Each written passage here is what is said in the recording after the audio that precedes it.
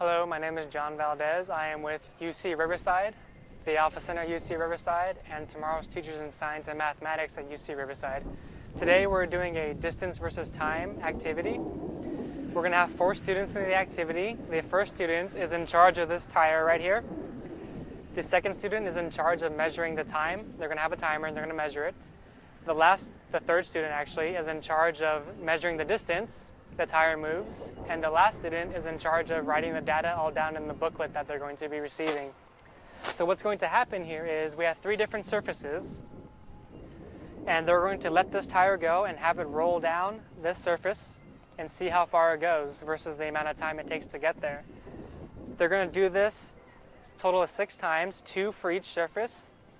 So what they're going to do is they're going to set the tire on top, and they're just going to let it go and see how far it goes. You want to make sure that the students let it go and that they don't push it, because if they push it, it messes up their measurements with the time and the distance, and it could actually mess up the concept behind what we're trying to demonstrate here. Our first surface is heavy friction surface, and our tire is very smooth.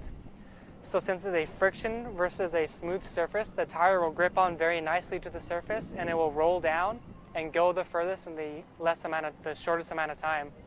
So when you drop it down, the second surface here, it's just a wooden surface. There's some resistance to the friction, but not as much as this first one here. If you let it go, what conceptually should happen is the tires should go less distance and should take about the same time, if not longer, to get there. So this last surface here is a metal surface. I believe it's aluminum. And this is a smooth surface on a smooth surface. And when that happens, there's going to be what we call slippage on the surfaces. It's, if you imagine driving a car, it's like a hydroplane where this tire just spins in place and doesn't go anywhere. That's essentially what can happen on this type of surface. So when you let it go, it takes longer to get off of the ramp, and you measure how far it goes. They're all going to go, they look about the same distance, but when you actually measure it, they're a couple feet apart usually. So that's what happens with all these trials. They're going to be doing 2 of each of them. They'll be writing it down in their booklets, and they'll be graphing the distance versus time for each surface on average.